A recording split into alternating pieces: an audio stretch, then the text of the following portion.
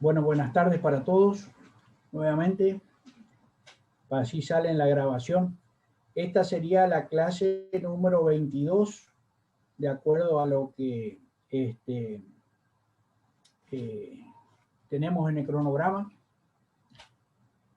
Estamos básicamente muy bien, porque si ustedes consideran que en un curso regular son 12 semanas, lo cual indicaría 2 veces por semana 24 clases. Estamos en la número 22 y tenemos una semana más todavía de clase, o sea que vamos a pasar el número de clases de lo que se dicta regularmente en un curso regular, ¿no?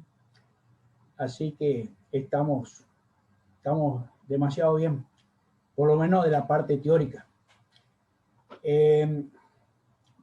Yendo al tema ese, ustedes se acuerdan que para promocionar la materia se necesitaban 3 ítems.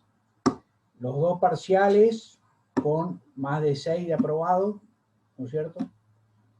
Los que salían aplazados en el primer parcial ya no tenían la posibilidad de promocionar.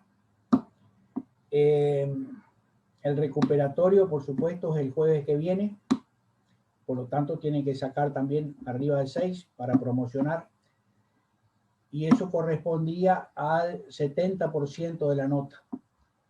Los otros 15% estaban, por un lado, determinados por los seminarios, esto que venimos dando, digamos, en distintas clases, y el otro 15% por la participación en los prácticos, y que vamos a hacer, ¿no es cierto?, la semana del 22 en adelante, toda esa semana intensiva, y y por supuesto en la participación de las clases, esta que estamos monitoreando quiénes son los que participan y quiénes son los que no participan. Ahora, como ustedes bien sabrán, a muchos de ustedes no hemos preguntado nada con respecto al seminario. Entonces, yo tengo un listado acá, como no vamos a tener tiempo, digamos, físico como para que completar todos los que faltan, yo tengo un listado acá de aquellos que nunca han participado, ¿no es cierto? Entonces, lo que vamos a hacer es, yo les voy a dar el nombre y un título, ¿no es cierto?, de un trabajo que ustedes tienen que presentar en forma escrita, como una especie de monografía, no más de 2 páginas, con respecto a, y eso nosotros lo vamos a considerar como el seminario, que forman parte del seminario. Entonces, aquellos que voy a nombrar son los que nosotros no le hemos preguntado nada en clase, ¿no es cierto?, para en las clases pasadas con respecto a ese tema. Entonces, tenemos a Aguirre, Joaquín Nicolás. ¿Está presente ahí, Aguirre? Sí, profe, Aguirre, Joaquín Nicolás. Bueno, nosotros te llamamos para dos veces presentar el seminario, y no sé si no estabas ausente o te borraste, digamos, en el momento, pero no presentaste. Entonces, tenés que presentar esa monografía de no más de 2 páginas con el manejo de enfermedades causadas por fitóstora en frutilla. ¿Estás anotando? Sí, correcto, anotado. Manejo de enfermedades en fitóstora por frutilla, a pesar de que ya te llamamos 2 veces y no respondiste, digamos, ¿no?, ahí en las clases. Después tenemos a Ana Julia de Sousa. ¿Está presente? Hola, Ana Julia. No está presente, parece. Bueno. Ahí escribió en el chat. Capaz que no le anda ahí dijo que no le anda el micrófono. ¿Cómo? Dijo que no le anda el micrófono. Bueno. Bueno, entonces ella tendría que hacer una monografía sobre el manejo de la pudrición blanca en lechuga causada por esclerotinia. Repito, entonces, no más de 2 páginas, manejo de la pudrición blanca en lechuga causado por esclerotinia. Fagundes, ¿está presente Fagundes? Fagundes, ¿está presente?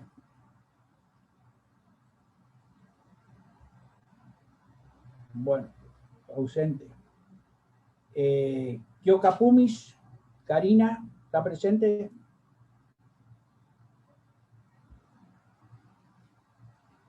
Kioka Pumis. ¿No está presente tampoco? Bueno. Prieto, María Belén.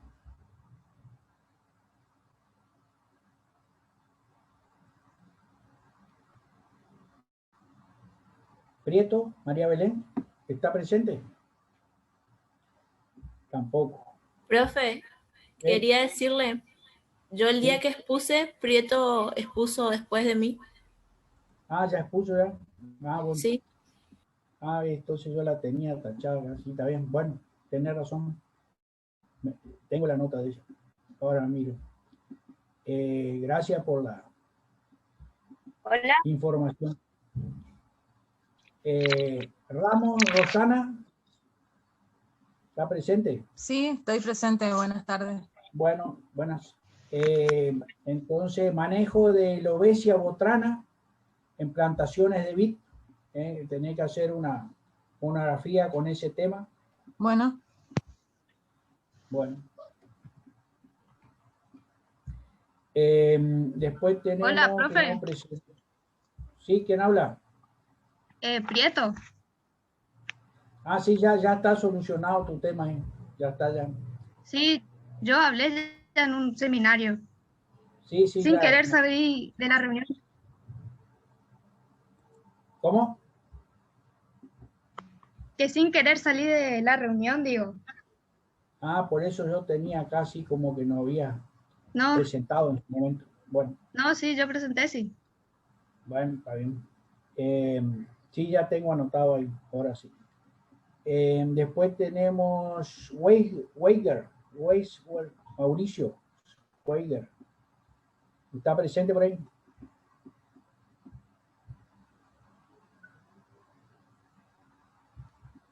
Weiger, ¿está presente?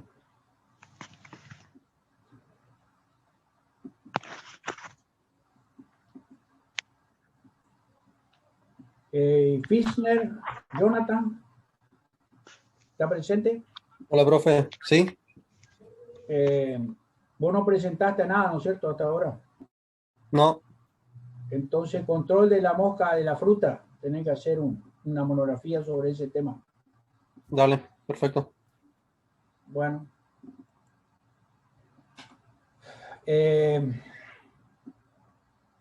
¿Hay alguien, digamos, de los que están presentes que no hayan presentado seminario y no lo hayan mencionado?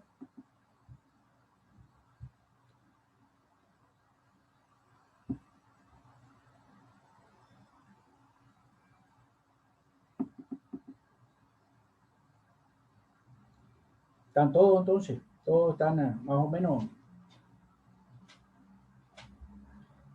Yo ese es el listado de los que tengo que le faltaría presentar algo, digamos, de los que han hablado a través del tiempo y que están en condiciones de promocionar.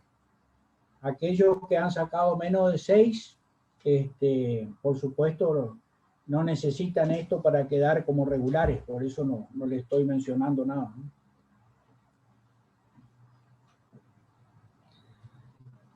Bueno, ¿alguna pregunta?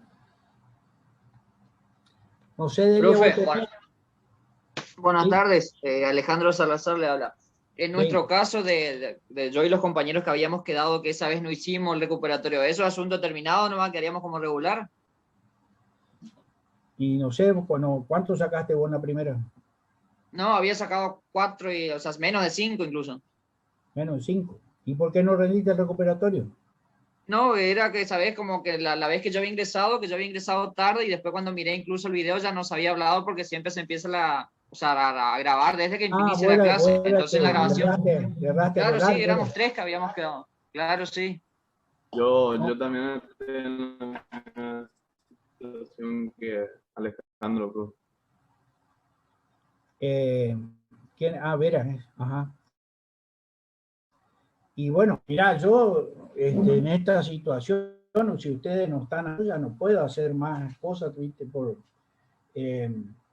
Lamentablemente, si ustedes no están, no siguen, digamos, las indicaciones como tienen que ser, nosotros no podemos estar volviendo para atrás, porque uno o dos se durmió, digamos, y no. A mí me parece que en estos casos ya ustedes tendrían que rendir el segundo parcial y, bueno, quedar como regular, lamentablemente. Es así la cosa. Bueno, creo que el otro era Alejandro Campos, ¿no es cierto? El otro que había también entrado. El Campos llegó a completar unas dos o tres preguntas, creo. Pero también no le alcanza ni para llegar a un 1, me parece. Bueno, no sé, ¿hay alguno más de los que han sacado más de 6 o más de 6, digamos, que no hayan presentado el seminario durante las clases y no lo haya mencionado ahora en este listado que hice ahora?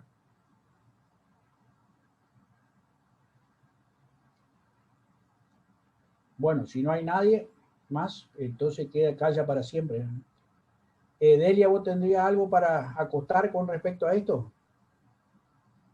No, Juan Pedro. Si sos la que lleva las estadísticas. Sí, no, está bien. Esta la chica que vos nombraste que faltaba, pero había dado, sí, la clase, sí. Está ahí en la planilla. Sí, yo la tengo anotada, sí, la tengo anotada. Sí. Pero después el resto, todos los que quedan, fueron estos y más algunos forestales que faltan. No, bueno, pero como no están ellos, no. Sí. Ahora después, cuando empecemos, comento eso. Bueno. Dale. Bueno, entonces... Profe. ¿Sí? ¿Quién habla? Una pregunta. ¿Y cómo se envía el trabajo? Y ¿Por correo? Ahora vamos a poner ahí en el WhatsApp el correo al que hay que enviar eso.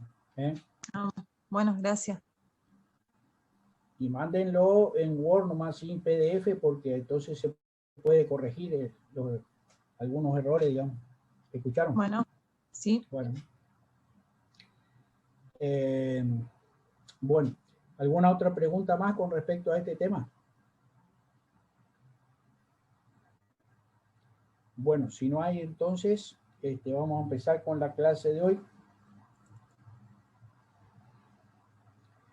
Tenemos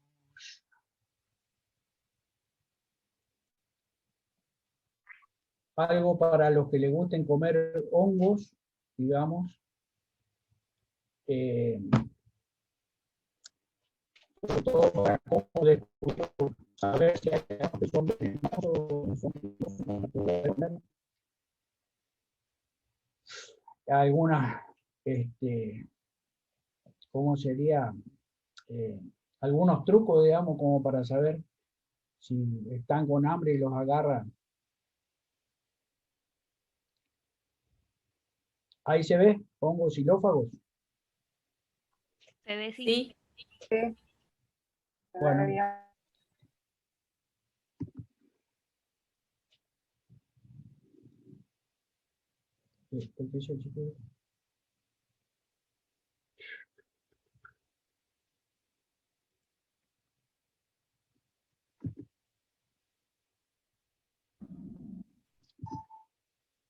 Bueno, muchos de estos hongos son los hongos superiores, Basidiomycetes, son aquellos que son visibles, digamos, no se requiere de producir aislamiento para saber de qué se trata y tampoco observaciones en microscopio. Estos son visibles y se pueden ya clasificar a simple vista, digamos, conociendo cuáles son sus características. Muchos de estos hongos que vamos a presentar hoy están relacionados a la pudrición de la madera, ¿no es cierto? La pudrición es una enfermedad porque causa el deterioro, ¿no es cierto?, la descomposición de la madera, actúa sobre las paredes celulares, sobre la celulosa o sobre la lignina, ¿no es cierto?, según sea un caso o el otro, y por supuesto la madera va perdiendo consistencia a medida que avanza la pudrición. Dentro de esto están, como les digo, los hongos superiores, estos que son visibles a simple vista, como son en el caso de los Basidiomycetes, Y también hay parte de algunos ascomicetos que también son causantes de esta pudrición de la madera. En el caso de los basidiomycetes, que son los hongos superiores, ¿no es cierto? Los grupos son los hongos de este grupo son conocidos como setas o los famosos champiñones, ¿no es cierto?, que son los que se utilizan en alimentación humana y son los que dieron origen, digamos, a este estudio de la micología, el estudio del mundo de los hongos. Estos hongos crecen sobre las maderas, generalmente cuando la madera está debilitada, ¿no es cierto?, en el caso de un árbol, o ya un árbol en descomposición cuando está caído, y pueden crecer, digamos, de esa manera.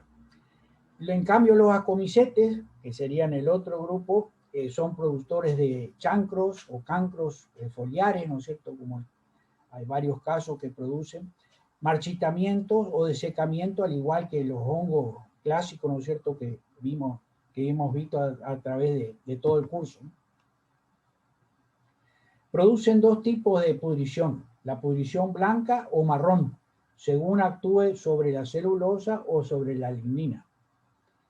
En el caso, los hongos producen una enzima, ¿no es cierto?, que ataca ya sea la celulosa o la lignina, como le habíamos dicho, y produce el pandeo, cuando actúa sobre la celulosa de la pared celular, reduce la resistencia al pandeo, mientras que cuando actúa sobre la lignina, afecta la compresión de la madera. O sea que, según sea, produce pandeo o la compresión de la madera, o sea, la firmeza de la madera. Los que causan la pudrición blanca, básicamente atacan a la lignina. Estos tipos de hongos, generalmente xilófagos, o sea que xilófago está indicando que atacan a la madera, generalmente se los puede encontrar en árboles de hoja caduca, ¿no es cierto?, y que producen esa pudrición blanca. ¿Qué hacen estos hongos? Generalmente a través de esas enzimas trabajan sobre la lignina y remueve el componente de celulosa de la madera.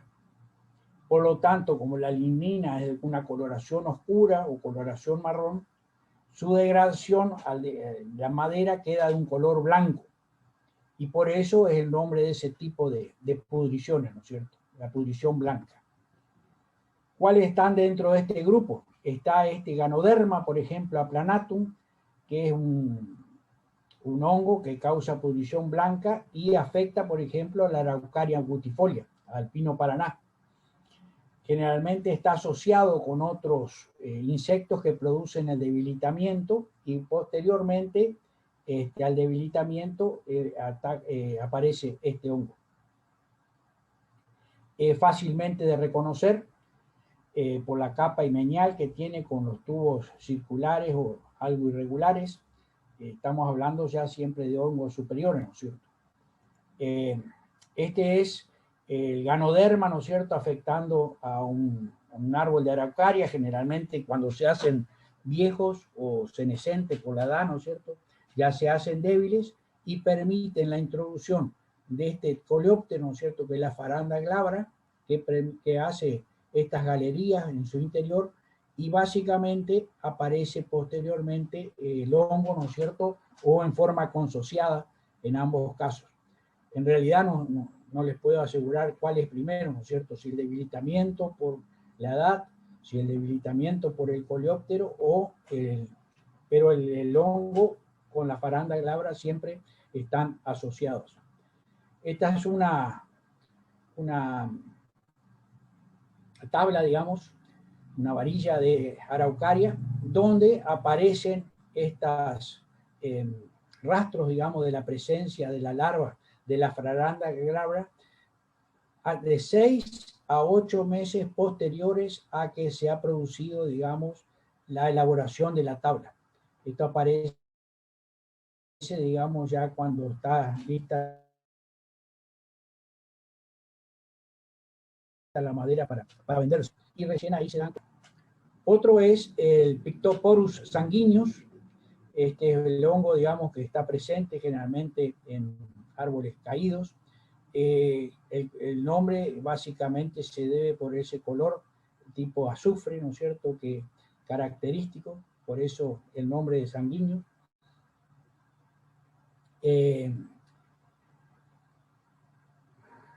Presenta también, al igual que el caso anterior, un cuerpo fructífero que puede durar de 1 a 2 años, ¿no es cierto?, en esa madera en descomposición.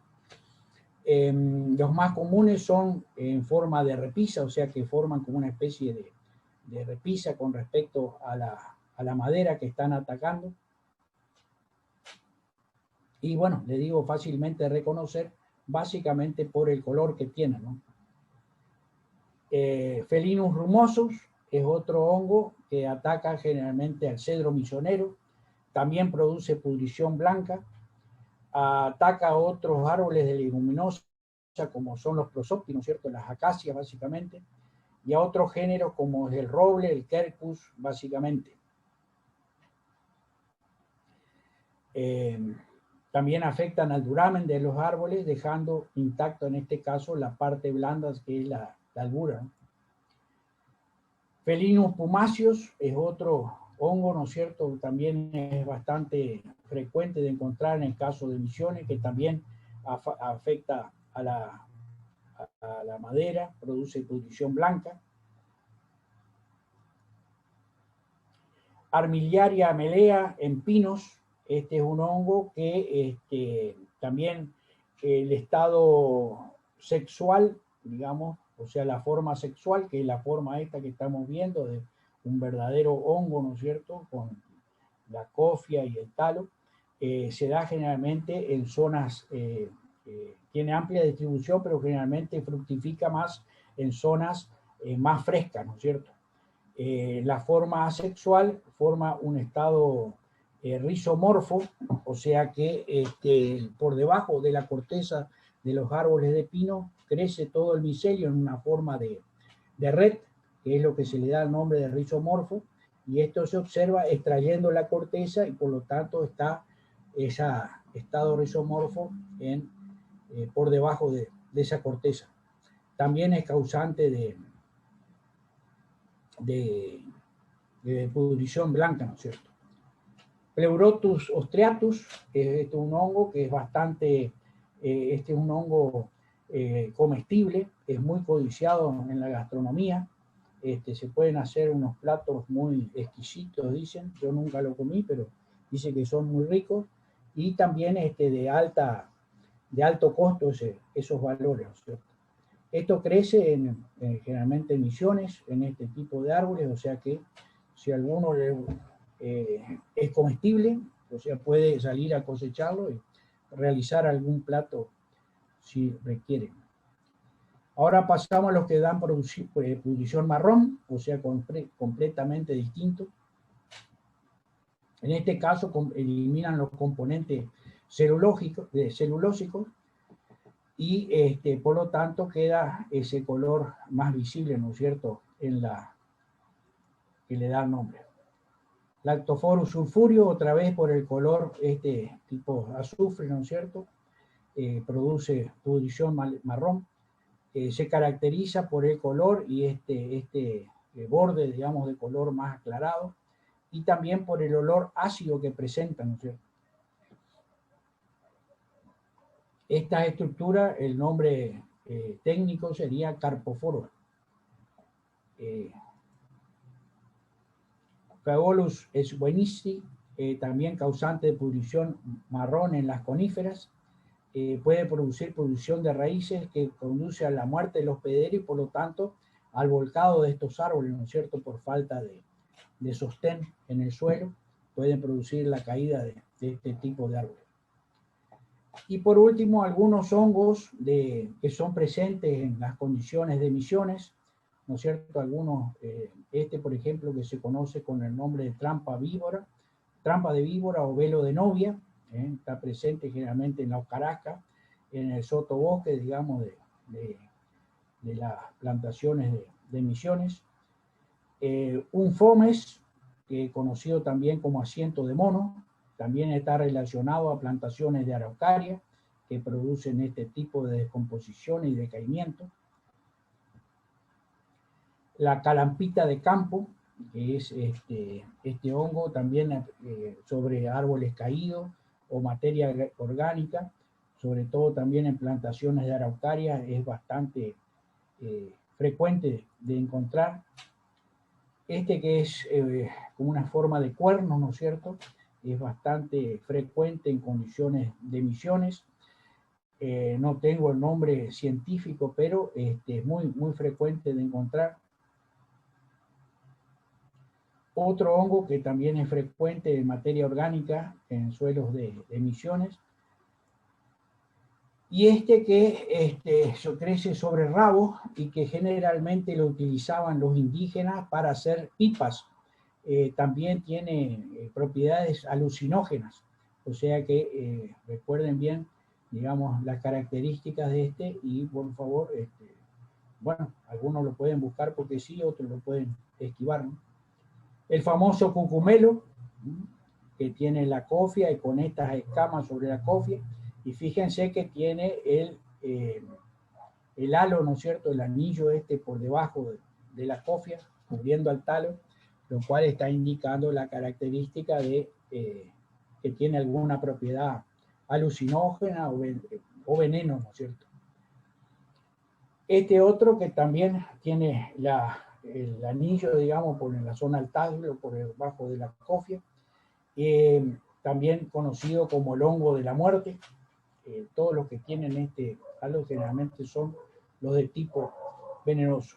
¿Y cómo se puede distinguir un comestible de uno que no es comestible? Bueno, las especies comestibles tienen las escamas muy particulares que lo identifican y lo diferencian de los tóxicos, que no tienen generalmente este tipo de escamas. O sea que esa sería la primera diferenciación. Todos los hongos comestibles son los superiores, los de tipo champiñón, estos que estuvimos viendo, los basidiomycetes. Esto es importante. Fíjense que cuando se los corta, aquellos que contienen veneno viran su color a un tono azul. O sea, sí, enseguida aparece esa especie de toxina que los hace que se produzca una coloración azul. Mientras que los comestibles conservan su color natural o normal, ¿no es cierto? Entonces acuérdense, los venenosos son de color azul, cuando se los corta, los comestibles mantienen su coloración normal. Otro aspecto es la textura. La mayoría de los venenosos se destruyen fácilmente cuando se los manosea o se los pone al tacto, ¿no es cierto? Porque son, bueno, muy sensibles, mucho más blandos que los comestibles. Y lo otro que sería importantísimo antes de comerlos, ¿no es cierto? Se aconseja hervir los hongos con un diente de ajo. Por supuesto en el agua, ¿no es cierto?, donde se está hirviendo. Si el líquido y el diente de ajo comienzan a oscurecerse a medida que se cocinan los hongos, significa que estos son venenosos. Y bueno, por supuesto no deben ser consumidos, salvo que se quiera suicidar, ¿no es cierto? Entonces, poner a hervir con un diente de ajo, y si empieza a oscurecerse tanto el líquido de agua como el ajo, es porque estos son venenosos. Estos son algunas de las tácticas, digamos, para determinar si los hongos son comestibles o no comestibles. Bueno. Eso es por una parte. ¿Hay alguna pregunta sobre esto? Sobre cómo pueden determinar, digamos, si un hongo es comestible o no comestible. Y bueno, y aquellos que son con propiedades venenosas, alucinógenas, que están presentes en condiciones de emisiones, ¿no? ¿Alguna pregunta al respecto de esto? Nada. Bueno. ¿Cuántos tenemos? 29 participantes. Si no hay pregunta, pasamos a la segunda parte. Y la última de mi parte, digamos, porque es la que ya después, como habrán visto que le mandé hoy, ya están confeccionados unos flyers para invitar a, digamos, a gente de afuera que esté interesada, digamos, que no esté participando del curso, para las charlas tanto del jueves como del próximo martes. Bueno, entonces, si no hay preguntas sobre el tema de los hongos, pasamos a la última charla de mi parte.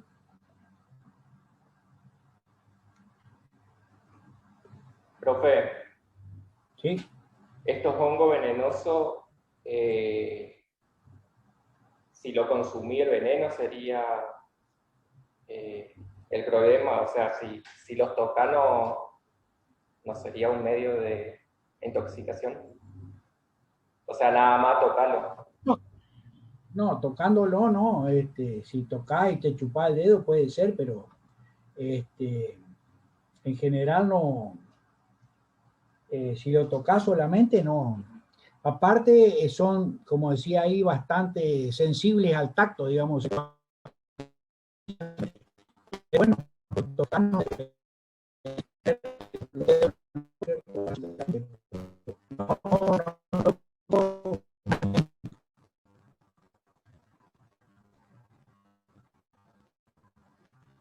bueno, y para mi última clase,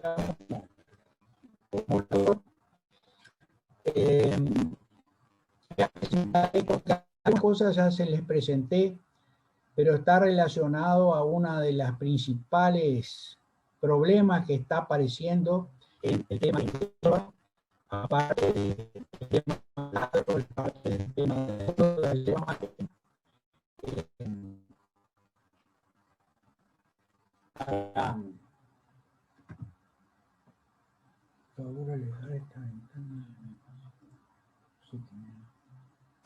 bueno, una de las principales problemas que va a poner en riesgo a la producción de hierba en un futuro cercano, ¿no es cierto? Acá estamos viendo distintos síntomas que podemos apreciar con respecto a este tema que se le puso el nombre de mal de la tela. Mal de la tela básicamente se lo llama porque, como van a poder observar en la foto del medio, el micelio del hongo incluso se lo puede observar que crece sobre las ramas del árbol, ¿no es cierto? Y ese micelio hace que al secarse las hojas, bueno, por un lado produce el secado de las hojas y por el otro lado estas hojas quedan colgando en secas a partir de ese micelio, ¿no es cierto?, que se ha formado con una coloración blanquecina. Y por eso el nombre de mal de la tela. Pueden seguir avanzando, producir secado de varias ramas, de toda la rama, o como vamos a ver después, también de una gran parte de la planta. El agente causal tiene dos partes, ¿no es cierto? Uno es un hongo, la parte sexual, o estado teleomórfico, ¿no es cierto?, como se lo llama, es Ceratobacillum, ¿no es cierto, Delia? Ceratobacillum, ¿no? ¿Sí, no? Sí, Juan Pedro, Ceratobacillum. Ceratobacillum. Y la especie, digamos, fue de un brasilero que se latinizó, digamos, para darle el nombre completo, ¿no es cierto?, del género, de la especie, ¿no es cierto?, Ceratobacillum. Milton Saucianum. Que es, bueno, es Nelson. Milton Saucianum. Milton Neusianum, eso. Bueno, Saucianum, pero de Sousa, Milton Saucianum, así. Pero la forma anamorfa, la forma asexual, es rizotonia, digamos, básicamente, que es lo que desde un principio nosotros decíamos que estaba presente. Bueno, estos son los sintomatología y el agente causal del problema. Y con alumnos de la facultad nosotros lo que hicimos fue a un relevamiento de campo en varias oportunidades. Uno primero fue en Andresito, donde medimos la incidencia y severidad. También participó gente del SENASA, ¿no es cierto? Fue en el invierno de 2019, bastante frío, nos agarramos bastante heladas, por el término de una semana estuvimos trabajando. Ahí Rodrigo Kornowski seguramente se va a acordar, porque también estuvo trabajando. Hicimos un relevamiento por toda la ruta 101, sería desde Andresito hasta Bernardo Irigoyen, en esa oportunidad.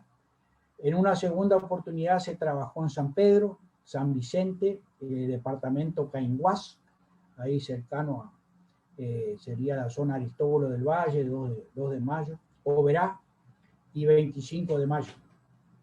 Y después se hicieron observaciones aisladas por el monitoreo. Ese relevamiento lo pagó el Instituto Nacional de la Yerba Mate, ¿no es cierto? Y también colaboró INTA con los extensionistas, digamos, de estos distintos lugares del segundo relevamiento, y por supuesto con alumnos también de la facultad, ¿no es cierto?, de los cuales Agustina estuvo participando en la zona de Oberá, ¿no es cierto? Bueno, acá está el listado de todos los que participaron, algunos ex compañeros de ustedes, digamos, algunos nuevos, digamos, que también están participando ahí con ustedes. Bueno, en Andresito se relevaron 278 puntos equidistantes, ¿no es cierto?, correspondiente a 2 o 3 hectáreas en cada uno de esos puntos. Y en el segundo relevamiento, o sea, en la zona de San Pedro, Cainguás, Aristóbulo del Valle, 149 puntos. Cada punto, vuelvo a repetir, correspondía a observar aproximadamente de 2 a 3 hectáreas, y generalmente se hacía un relevamiento sistémico, un monitoreo sistémico de cada 3 plantas, 3 filas y cada 3 plantas. De esa manera más o menos se recorría un 30, un 33% de esas parcelas, ¿no es cierto?, que se elegían y se recorrían. En el primer relevamiento se hicieron más o menos unas 2.500 hectáreas y en el segundo unas 500 hectáreas, o sea que unas 3.000 hectáreas fueron relevadas de esa manera, ¿no? Bueno, en el primer caso se hicieron, esto ya les mostré cuando hablábamos de epidemiología, si se acuerdan, ¿no es cierto? Hicimos 5 grupos de trabajo, cada grupo estaba integrado por 2 o 3 personas, ¿no es cierto?, que tenían a su vez un juego de serrucho y de tijera de podar para explicarle al productor, digamos, un poco cómo serían algunas de las tareas que deberían ser para mejorar el estado sanitario de la planta. Como les dije, el muestreo fue sistémico en esa cantidad de puntos y se procedió a determinar en cada uso de uno de esos lugares una escala de severidad de 0, donde la planta era sana, a 4, ¿no es cierto?, de acuerdo a la planta que se seleccionaba. De eso se hizo un promedio ponderado y se tenía en cuenta el distanciamiento que había entre plantas y también en la edad de la plantación, ¿no es cierto?, cuántos años tenía. Y también consideramos en su momento si estaba o no bajo, consociada con árboles, ¿no es cierto?, con un sistema silvo agroforestal sería, ¿no? Bueno, la escala de severidad que marcamos fue el grado 1, ¿no es cierto?, donde una rama es la que estaba afectada, mostrando síntomas o síntomas incipientes, ¿no es cierto?, de la enfermedad. El grado 2 sería el de que ya hay 2 o 3 ramas aproximadamente en la planta que se encuentra afectada. El grado 3 ya sería casi un 40-50% de la planta afectada, y esto se puede observar por la cantidad ya de malezas que están creciendo, que está significando una entrada de luz importante, ¿no es cierto?, bajo esa planta, que permite el crecimiento de estas malezas.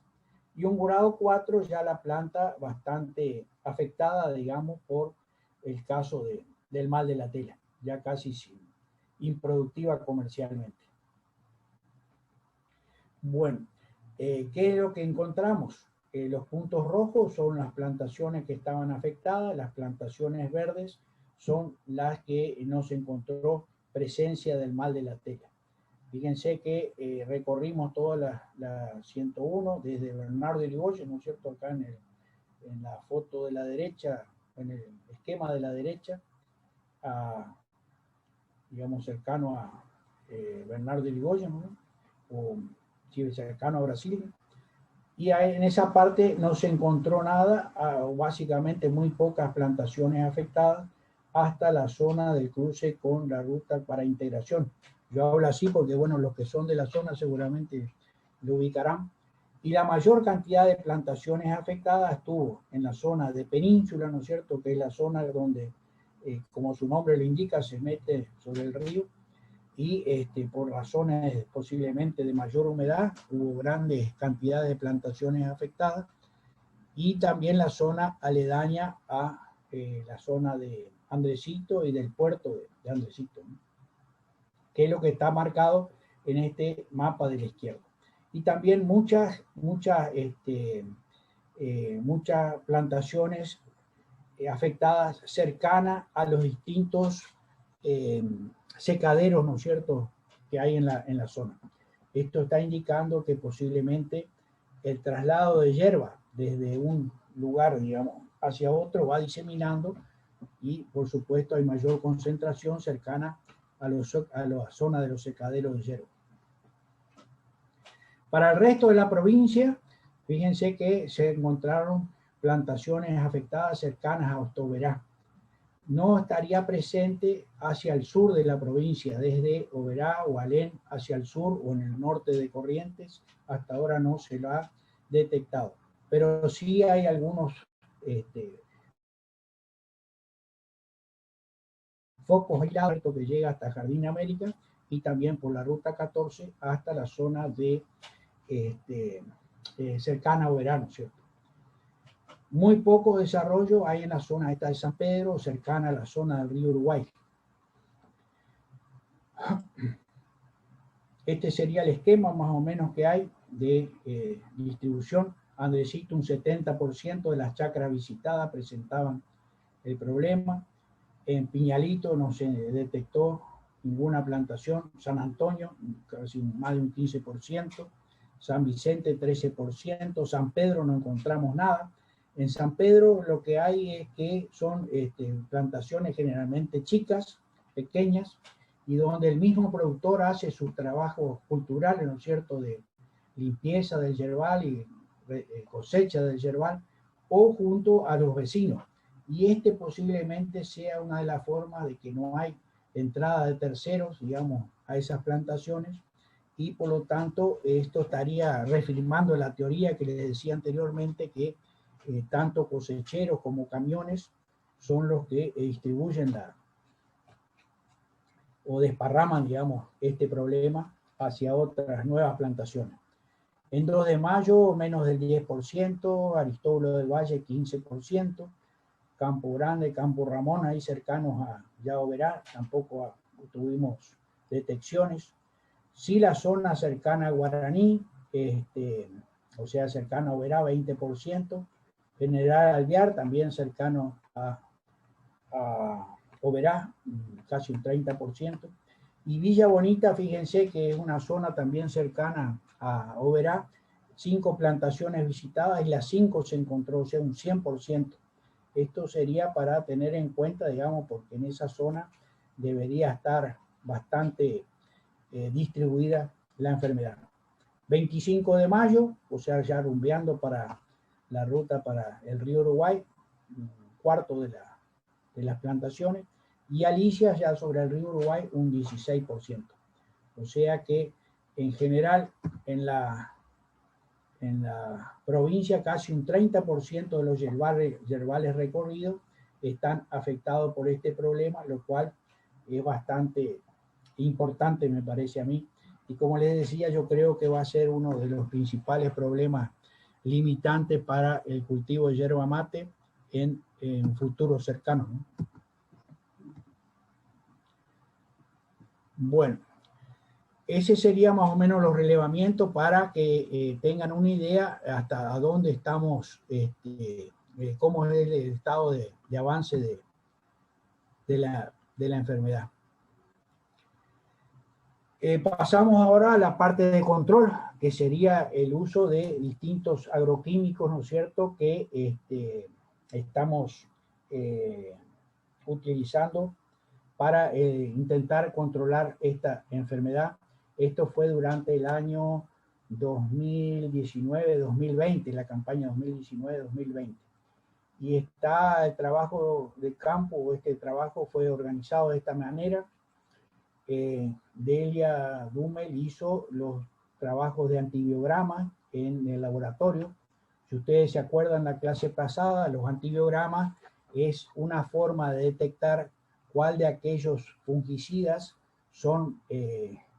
afectan más el crecimiento del hongo en medios de cultivo. De esa manera se puede eliminar o utilizar específicamente aquellos que anduvieron mejor en los trabajos de campo, ¿no es cierto?, posteriormente. Bueno, yo estuve encargado de los ensayos de campo. Estudiante Adrián Moller hizo su trabajo integrador con las raíces, que lo vamos a ver más adelante, porque esta enfermedad también, nosotros lo que vemos son los síntomas en la parte aérea, pero básicamente el principal problema es que produce pudrición de raíces y por lo tanto hay un decaimiento de la planta y que también está relacionado a los posteriores rendimientos del mismo, ¿no? Después, Agustina, que también hizo su trabajo integrador con el estudio de los residuos, ¿no es cierto?, o la residualidad que tuvieron los distintos productos que se usaron en el campo en la zona en laboratorio. También colaboró, bueno, la gente del INTA Andresito y también del INBIOMI, que es el Instituto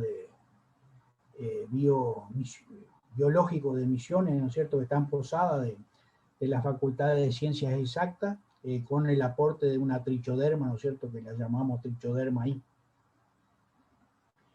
Y bueno, en diversos momentos, con la aplicación de productos y todo el tema, todas las tareas que se desarrollaron posteriormente, participó Rodrigo Kornowski, digamos que es parte del grupo de ustedes acá, Hernán Hessler, que es también productor, digamos, o hijo de productora de la zona de Andresito, de la cooperativa Andresito, Coronel y Facundo Martínez, ¿no es cierto?, aparte de los que habíamos mencionado.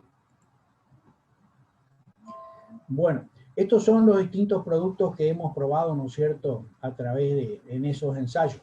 Hicimos 3 ensayos, uno en Andresito, otro en 9 de julio, ahí pasando, ¿cómo se llama?, El Dorado, y otro en Monte Carlo. Y por supuesto en laboratorio, donde Delia probó todos estos productos que hemos ensayado, salvo las trichodermas, ¿no es cierto?, y algunos otros en condiciones de laboratorio.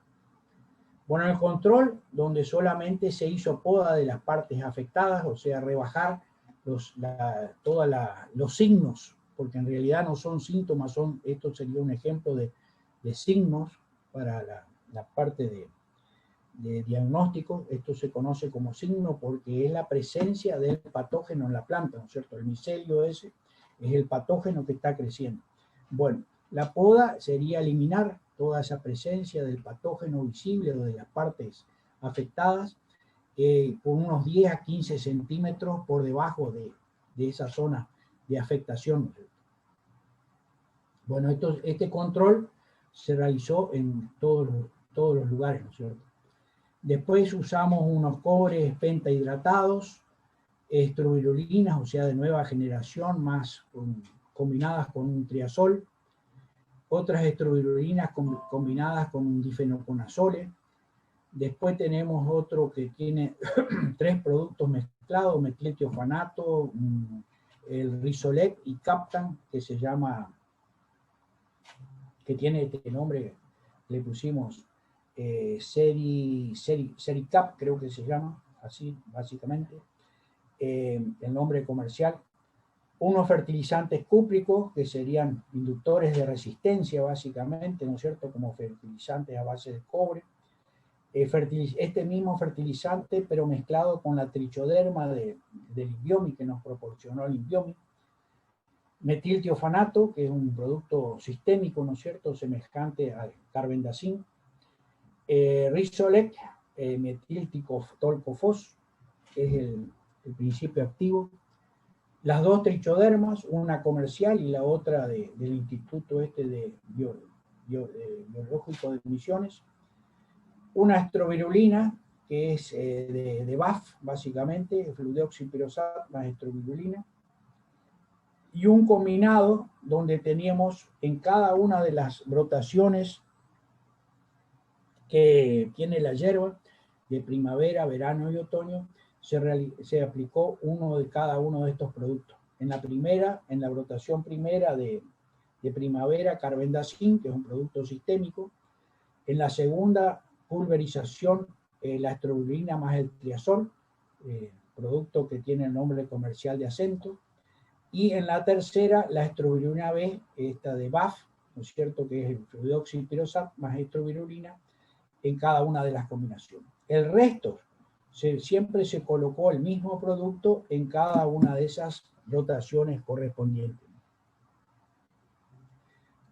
Y también en el combinado se agregó un fertilizante provisto por la firma Yara, que es específico, que fue específicamente formulado para hierba, que tiene componentes básicos, nitrógeno, fósforo y potasio, y también nitrato de calcio, que sería un componente que beneficia la formación de nuevas raíces y también modifica un poco el pH del suelo para, como Rhizotonia es un hongo del suelo, cambiar ese pH y tratar de hacerle un poco la vida imposible al hongo. Bueno, en total de tratamientos, 9. En el caso de Andresito fue el más completo. En el caso de 9 de julio se hicieron solamente 6. Y en el caso de Monte Carlo, otros 6, ¿no es cierto? Bueno, ese es un poco el panorama, ¿no es cierto? ¿Cómo hizo los antibiogramas en laboratorio? Bueno, sembró el hongo, ¿no es cierto? En este caso, el aislado del mal de la tela, vuelvo a repetir, es una Rhizotonia, digamos, en su forma asexual, y se midió, para medir su crecimiento, 2 líneas, ¿no es cierto?, perpendiculares, y después se toma el promedio de crecimiento. Una caja de Petri tiene 9 centímetros aproximadamente, aproximadamente 9 centímetros de diámetro. O sea que 9 centímetros sería el máximo de crecimiento. Bueno, se mide el máximo y en cada uno de los productos se va incorporando a distintas dosis, a 10 partes por millón, a 50 partes por millón y 100 partes por millón. Y ahí se mide el crecimiento, ¿no es cierto?, que ha tenido el hongo, en este caso en los cultivos, en la caja de Petri. Hay algunos, este es el control, que tiene aproximadamente 5 centímetros y medio, ¿no es cierto?, 5 milímetros y medio de crecimiento diario. Después, en la estrovirulina B, la estrovirulina esta que es de BAF, no hay crecimiento, al igual que con Risolec, un fungicida que es específico para Rhizotonia, y tampoco en el carbendazim. Los otros productos, a medida que se va aumentando la dosis, va disminuyendo su crecimiento diario, ¿no es cierto? Así, por ejemplo, metiltiofanato, con la dosis más baja, tuvo un crecimiento pero a medida que se aumenta la dosis va disminuyendo su crecimiento. En este caso, el producto comercial a 10 partes por millón también tuvo crecimiento, pero en las dosis más altas de 50 y 100 partes por millón no tuvo crecimiento. Entonces, de esta manera, uno puede, los productos a base de cobre tuvieron un comportamiento intermedio, vamos a llamarlo así, entre lo que es el control sin ningún tipo de aplicación y aquello que, y estos a base de cobre, ¿no es cierto? Tuvieron un comportamiento intermedio. Bueno, pasando un poco a los resultados de los ensayos de campo. Como les decía, se hicieron en 3 localidades, en Andresito, 9 de Julio y Monte Carlo. Y acá hay algunas características diferenciales en cuanto al manejo y a las condiciones que tenía el yerbal, digamos, al momento que se hicieron los ensayos. Y que creo que también es importante de considerarlo. En todos los casos, fíjense, había presencia de árboles, generalmente árboles nativos, aproximadamente entre 8 a 10 árboles por hectárea distribuidos en esa hectárea, ¿no es cierto? El suelo fue en todos lados iguales, un 9, tipo 9 profundo, ¿no es cierto? Pero el manejo que se hacía del suelo era distinto. Por ejemplo, en Andresito se hizo un paso de rastra liviana, digamos, entre las líneas del yerbal, dejando la cobertura natural y carpidas en las plantas, o sea, alrededor de las plantas para eliminar maleza.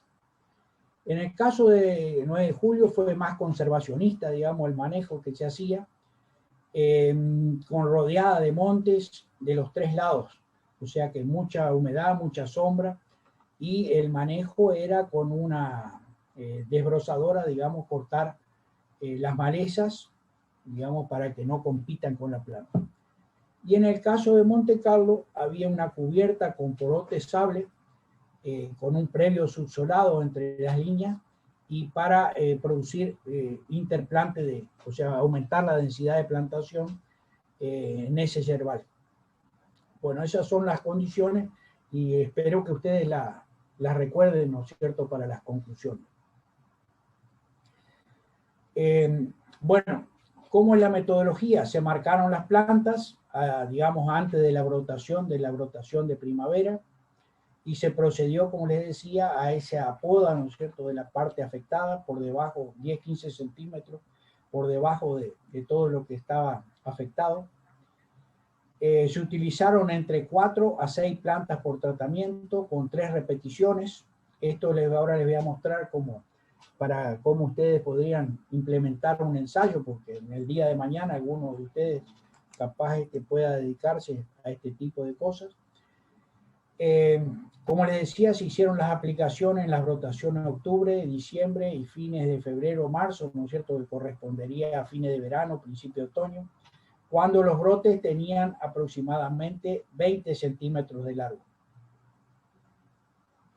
Y con visitas periódicas se fue registrando cómo fue evolucionando la enfermedad de acuerdo a esa escala que les mostraba anteriormente, ¿no es cierto?, de 0 a 4. Bueno, esto sería, digamos, un lote cuando fue visto, digamos, originalmente, y se recorre, digamos, las plantas tanto por fila como planta por planta. Bueno, ahí se toma, digamos, el grado de severidad que tiene cada una de esas plantas. Se toma ese grado de severidad y se marca. Y posteriormente se hace en gabinete o en laboratorio, ¿no es cierto?, el diseño de manera de que todas tengan más o menos al inicio el mismo grado de severidad o el mismo grado de ataque. Esto sería la forma en que ustedes tienen que hacer para este caso. Son 3 tratamientos, ¿no es cierto?, un amarillo, un celeste y un verde, con 3 repeticiones. 1, 2 y 3, 1, 2 y 3, 1, 2 y 3, distribuidas al azar, ¿no es cierto? Y de esta manera uno puede hacer, como les vuelvo a repetir, una distribución de aproximadamente la misma severidad al inicio del ensayo. Bueno, acá está más o menos midiendo el largo del brote, unos 20 centímetros. Y acá está los productos utilizados. Básicamente, fíjense que la mayoría, o casi todos, son de banda verde o banda azul, o sea, de los menos peligrosidad, de lo que estuvimos hablando en las clases pasadas. Las aplicaciones se hicieron con una moto mochila y con la protección adecuada, digamos, al que estaba haciendo las aplicaciones en el momento de las aplicaciones, ¿no es cierto?, con el EPP, el equipo de protección personal correspondiente para este tipo de tóxicos, ¿no es cierto?, de baja peligrosidad, pero con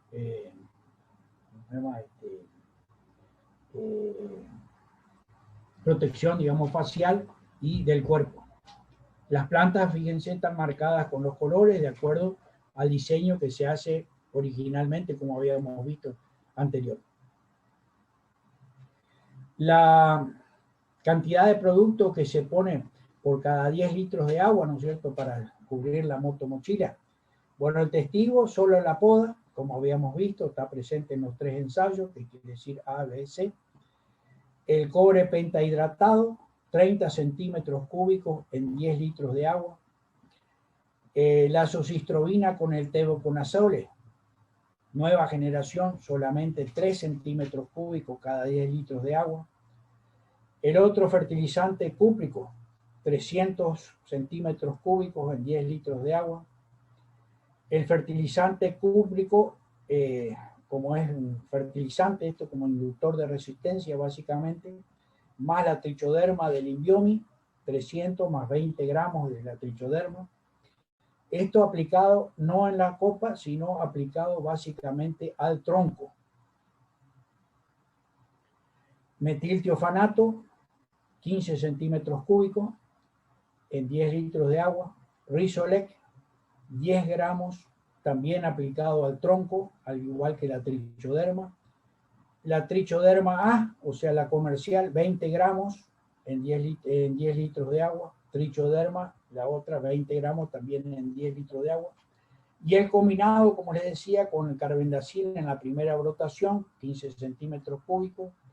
La azoxystrobina con el tebuconazole en la 3 centímetros cúbicos para 10 litros en la segunda brotación de primavera. Y la estrobilurina de Bayer, el Priaxor, en 3 centímetros cúbicos en 10 litros de agua. Más los fertilizantes de Yara que les comentaba, son formulaciones específicas para el caso de hierba, ¿no es cierto? Y en este caso, la astrobilurina B nuevamente se aplicó en la de Monte Carlo. Bueno, ¿qué pasó con la evolución de la enfermedad? Acá estamos hablando de septiembre, ¿no es cierto?, donde se hizo la primera inspección para seleccionar, digamos, los brotes y para cada una de las localidades. La línea celeste es la del 9 de julio. Acá se puede observar que el efecto de la poda fue importante porque disminuyó básicamente la severidad de los signos o síntomas encontrados en esa plantación para la segunda observación, ¿no es cierto?, con esta disminución importante. Pero a partir de los meses de fines de diciembre, principios de enero, la enfermedad empieza a evolucionar nuevamente y se va a valores altos de casi 3 en el grado de severidad en la escala, ¿no es cierto? Valor bastante alto, o sea, casi un 40-50% de la planta afectada. Esto hablando siempre de los controles, ¿no es cierto?, que utilizamos para comparar. En el caso de Andresito también tuvo los valores más bajos al principio y nuevamente a partir de diciembre, enero, la enfermedad comienza a dispararse en el control, en este lote de control, digamos, de esta plantación. Y en el caso de Monte Carlo, la poda casi no fue efectiva, porque fíjense que la sintomatología o los signos no disminuyeron con el tiempo, y nuevamente en estos meses, al igual que en los dos casos anteriores, de fines de diciembre, principio de enero, la enfermedad empieza a dispararse. Bueno, ¿qué es lo que pasa ahí? Fíjense, acá tenemos la lluvia y acá tenemos la temperatura. Temperaturas promedio son las más bajas y temperaturas máximas las más altas. Rizotonia generalmente actúa mejor con temperaturas más altas. Eso está indicando que en los meses de diciembre, básicamente enero, las temperaturas más altas hacen que el hongo sea un poco más agresivo. Pero básicamente también ocurren lluvias en milímetros, principalmente en el caso del 9 de julio y en el caso de Andresito, ¿no es cierto?, en fines de diciembre, que hacen que la enfermedad, junto con el aumento de la temperatura, evolucione, ¿no es cierto?, y se incremente. Esto es lo que pasa con los controles en todos los casos, ¿no?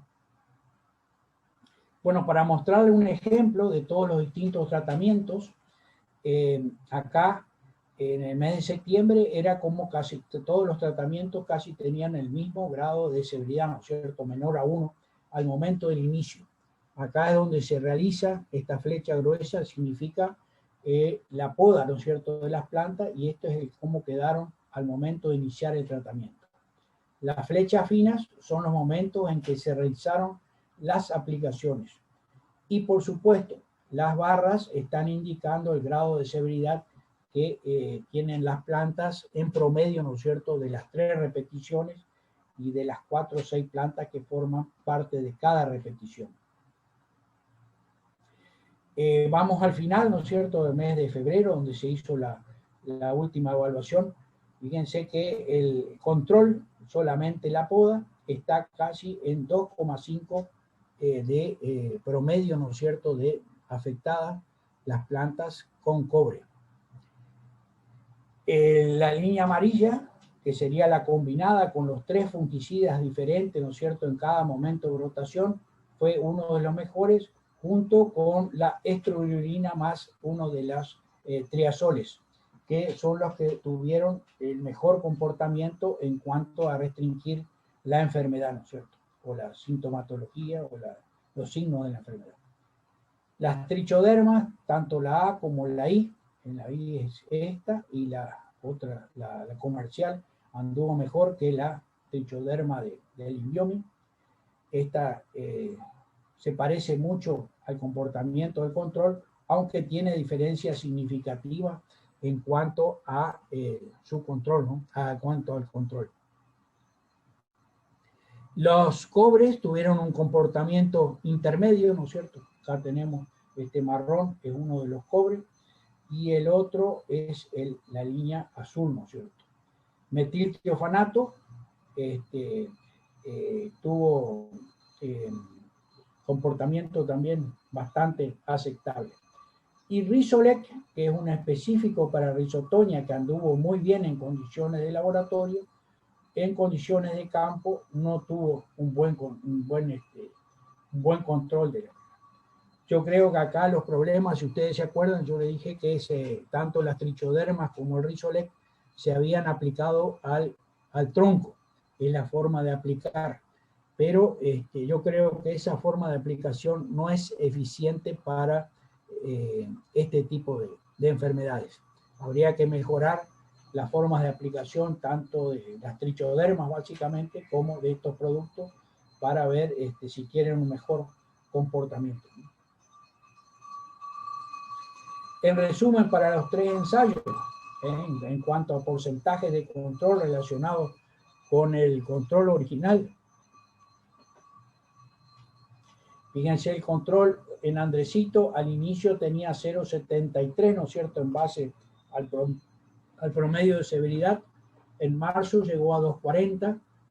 En julio, el 9 de julio tenía 2 al inicio, 2,73 en marzo.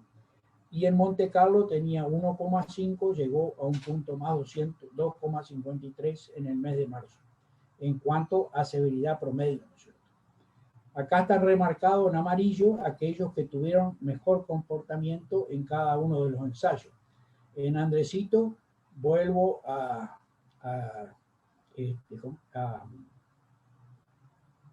el uso de la combinada con distintos fungicidas a cada momento de brotación, tuvo una reducción, o sea, una efectividad del 86% con respecto al testigo en cuanto al control, y lo mismo se da en el caso del otro ensayo, donde no fue tan bueno, pero sí un 40%, más de un 40% de efectividad con respecto al testigo para el control. Metiltiofanato, también un 70% de diferencia con el control en base a este valor de severidad. Y la otra estrobilurina, o sea, la azocitrobina con el tebuconazole, también un 88% de efectividad para el control con respecto a la enfermedad.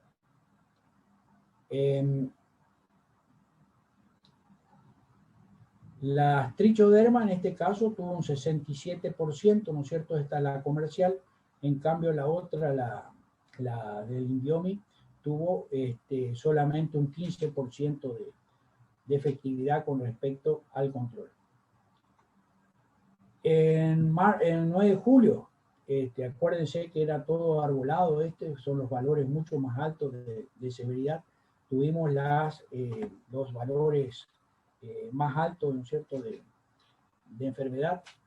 Y en Monte Carlo, en este yerbal que estaba consociado con poroto sable, ¿no es cierto?, y con interplantado para mayor densidad, también se rescata la estrobilurina de BAF, el Priaxor, con casi un 60% de diferencia con respecto al testigo, ¿no es cierto? Bueno, en cuanto a los productos químicos, ¿no es cierto? ¿Qué hora estamos? 18, estamos. Pasamos al trabajo de raíces para determinar la pudrición de raíces. Este fue lo que hizo el estudiante Adrián Moller para su integradora, que está por defender próximamente. En la planta central de cada parcela se hizo un pozo, ¿no es cierto? Se produjo heridas en la planta de hierba de manera de inducir la formación de nuevas raíces. Se colocó este canasto, digamos, que fabricamos en forma casera de tela metálica, ¿no es cierto?, mosquitera, más o menos de unos 500 centímetros cúbicos de volumen, y se colocó en este orificio, ¿no es cierto?, en este pozo que se hizo, y se volvió a rellenar con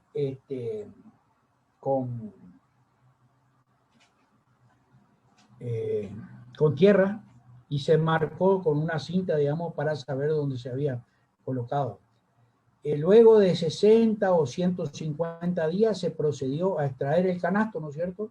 Y ahí están las raíces que crecieron de hierba sobre el interior de esos canastos.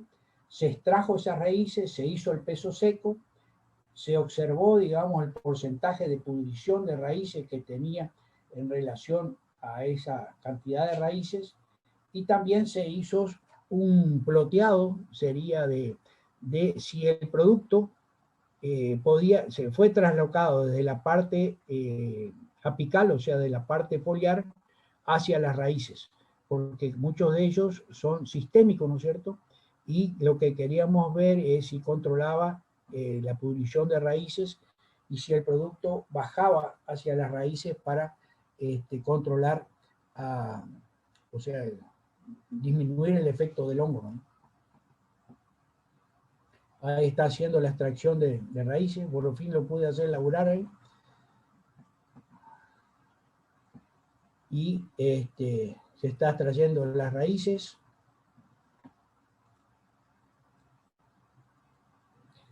Ahí se observa el microscopio, como les había dicho, comentado, y se hizo el peso seco de las raíces. Y posteriormente se ploteó para ver si las raíces contenían el producto aplicado en la parte foliar para contrarrestar el efecto del hongo en el suelo, ¿no? Bueno, ahí están los resultados a los 60 días después de enterrado y 150 días después de enterrado para los distintos tratamientos que se utilizaron y que les expliqué anteriormente. En cuanto al peso seco de raíces, en la primera extracción a los 60 días, el mismo compuesto que había sido efectivo, digamos, para el caso de la parte de sintomatología de la parte aérea, también fue el que produjo la mayor cantidad de raíces en la parte, digamos, de raíces en el ensayo, ¿no? En general, el resto tuvieron bastante poco. Y por supuesto el control, donde no se hizo absolutamente nada, es uno de los que menor cantidad de raíces tiene, ¿no? Junto con aquellos de cobre, por ejemplo. El porcentaje de raíces fue alto y la incidencia, o sea que, por supuesto, cuando se lo puso en las cajas de Petri frente al hongo, no produjo ningún tipo de control, ¿no? Tampoco lo produjeron los otros productos que se habían aplicado y que teóricamente tuvieron un buen efecto sobre la parte aérea. Quiere decir que el producto no trasloca hacia raíces, o puede llegar hasta raíces, pero pierde efectividad luego de 60 días. ¿Y qué pasa luego de 150 días? Bueno, acá el mayor porcentaje de producción fue nuevamente en el control y el menor porcentaje de producción fue con la aplicación de trichoderma. Pero también la cantidad de raíces fue la menor, digamos, de todos los tratamientos que se realizaron. Y en este caso sí hubo un mayor porcentaje de traslocación, ¿no es cierto?, donde la cantidad o sea, el desarrollo de hongo en las cajas de Petri fue menor que en el caso de los 60 días. O sea que acá estaría indicando de que sí, muy bajo, pero hay algo de traslocación. Entonces resalto, pudrición de raíces en el control, donde no se realiza nada, y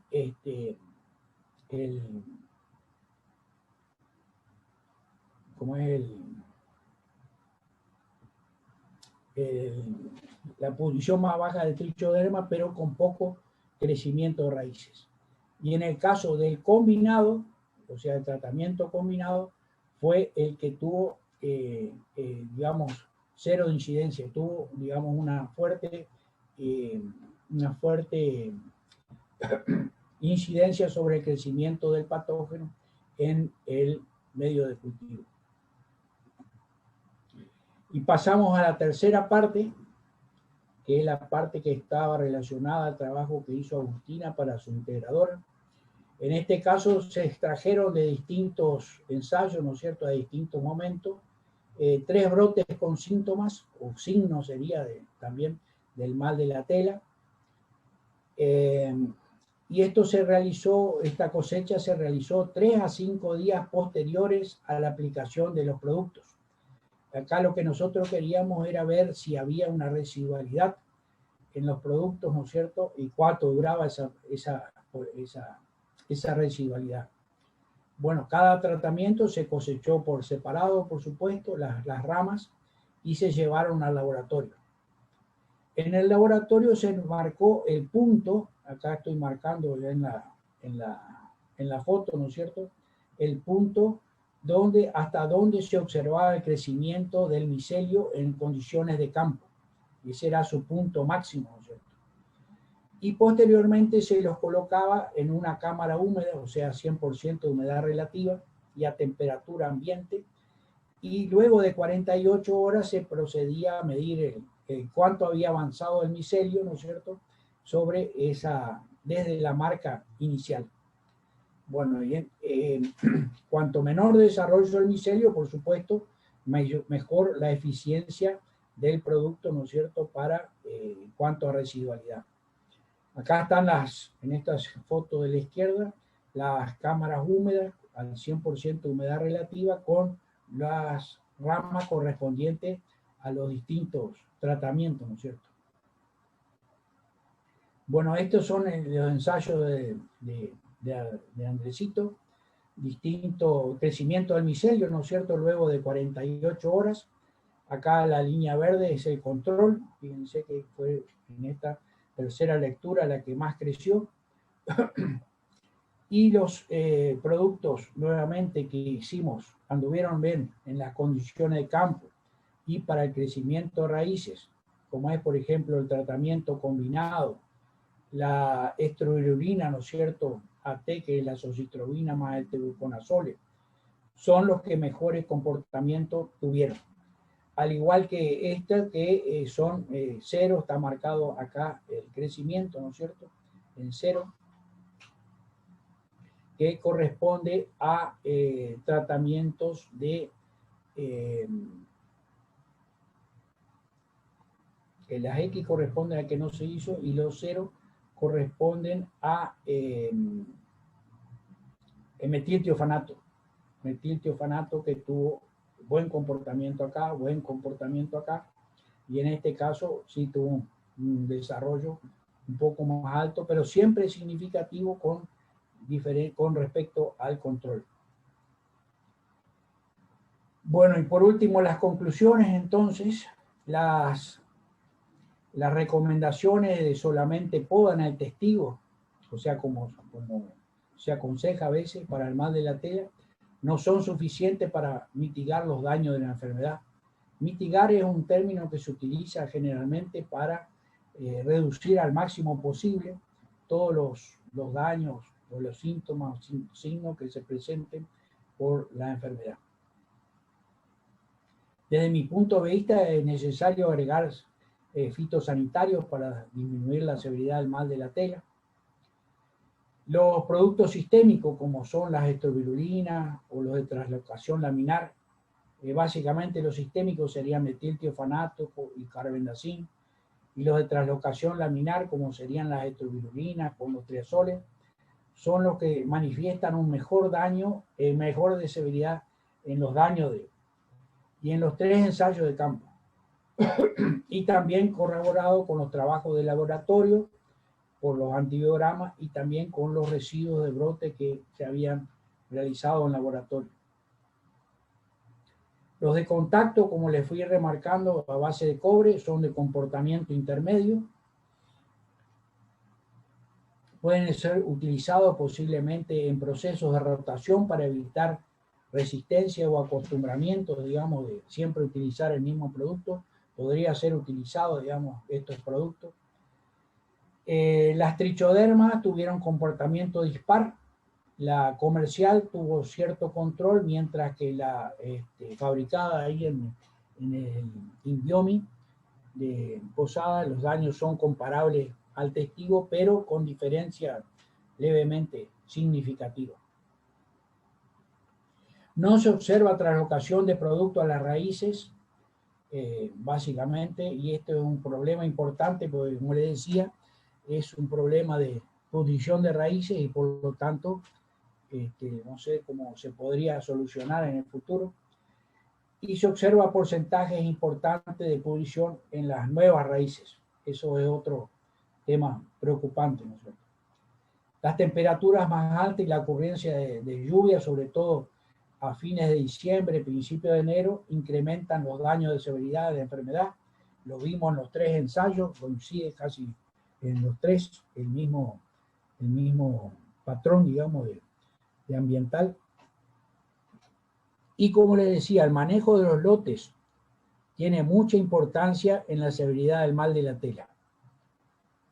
En el caso 9 de julio, por ejemplo, la cercanía de forestaciones nativas o implantadas parece favorecer la incidencia por el sombreamiento, por la humedad relativa que se produce.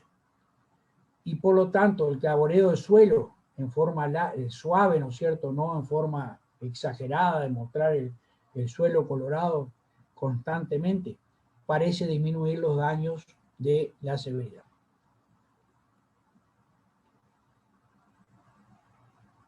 Y bueno, básicamente es todo lo que tenía para mostrarles en cuanto a esto del mal de la tela, que ya vuelvo a repetir, me parece que es uno de los problemas que va a afrontar la producción de hierba en los años futuros y que hay que trabajar de alguna manera para bajar los decibeles de esa enfermedad, ¿no es cierto?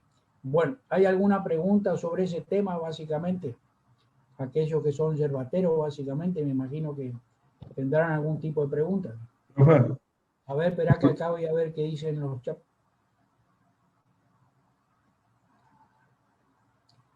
Estaba tratando de hacer una pregunta. Pero... ¿Las cepas de trichoderma se pulverizan o cómo se aplican? Bueno, está bien esa pregunta porque es importante. Las cepas de trichoderma, generalmente los que utilizan eso, lo aplican sobre el tronco o sobre el suelo directamente. En este caso se aplicaron sobre el tronco a esas concentraciones que le había dicho, 20 gramos aproximadamente en 10 litros, se disuelven y con un balde, digamos, se aplicaron, no con la motomochila, sino con un balde al tronco. Y lo que hice, además, es, luego de aplicado, agregué unos 20 litros más en la parcela, ¿no es cierto?, en cada una de las 3 parcelas, 20 litros para producir un mejor mojado y mejor penetración en el suelo. Pues si ustedes se acuerdan, a través de las clases yo les he comentado que el tema de nuestro tipo de suelo en Misiones, en un suelo arcilloso, por lo tanto no hay una buena penetración del agua, ¿no es cierto? Y para que esta trichoderma llegue en contacto con las raíces, que es donde debería actuar, básicamente necesita mucha cantidad de agua. Por lo tanto, yo creo que, al igual que les mencionaba en el caso de Rizolec, hay que mejorar esos sistemas de aplicación de trichoderma para que ver si de alguna manera es más efectiva, ¿no es cierto?, en su control. Así como se le aplica, yo creo que no creo que tenga mayores.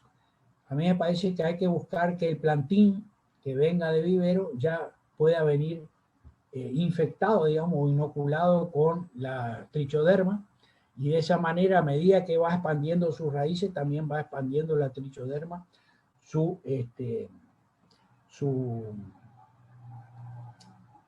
territorio, ¿no es cierto? Acuérdense que la trichoderma es antagonista, no es que va a producir solamente, por lo tanto debería estar en el suelo junto con las raíces de las plantas para evitar, digamos, que haya contacto con las patogénicas. Entonces creo que una de las formas, y puede ser algo novedoso, digamos, para producción de plantas de hierba inoculadas con trichoderma, para no solamente prevenir este problema, sino prevenir otros que puedan ocurrir con algunos organismos patogénicos del suelo, ¿no? ¿Alguien me estaba por hacer alguna pregunta ahí? ¿No? A ver si, ¿quién era? Sí, yo era, profe. Es que tengo un aporte también, porque nosotros, porque yo estuve cuando se inició el programa para hacer el monitoreo, cuando vinieron lo del INIM, INTA, todo se presentó, lo que iba a ser el monitoreo al mal de la tela en la provincia. Entonces hice en personal hice como que revisé los cuadros de mi familia, y en eso encontré un foco aislado en uno de los cuadros separados de la chacra, y se llamó todos los del INTA, hicieron lo del INIM, marcaron el punto que marcan. ¿Marcaron qué? ¿Qué cosa? Había que marcaban un punto GPS para tener un mapeo. Bueno, hicieron todo lo que fue la marcación, eso. Y después en lo personal, con la ayuda de mi viejo, lo que hicimos fue eliminar todas las plantas y cortar talarraza, más o menos unas 15 plantas. Un foco localizado se eliminó totalmente el 100% y se quemó. Y bueno, lo que observamos, que 2 años ya lleva de brotación, de rebaje, y no se cosechó el rebaje, sigue la brotación desde suelo, y no presentó más síntomas la planta. Los brotos ya tienen una altura considerable, y ninguna de las plantas rebajadas que tenían el mal de la tela, no tiene ningún broto, tiene más el mal de la tela. algo interesante como para saber a cuántos años demoraría, porque si está presente en la raíz debería manifestar en la brotación después, pero aún todavía nada. Tendrías que mirar un poco las raíces, agarrar una pala un día y ya te ves cómo está el estado de raíces para ver, digamos. ¿Y dónde está tu chakra? En 25 de mayo, sobre la ruta 9. Ajá. La 9 es la que va ahí después entre Aristóbulo y 2 de mayo, esa es la ruta 9. Sí, sí es la que entra entre Aristóbulo y Salto Encantado. Ahí digo, entre Salto Encantado y 2 de mayo, sí. Sí. Está bueno el aporte, sí. Bueno. Era eso.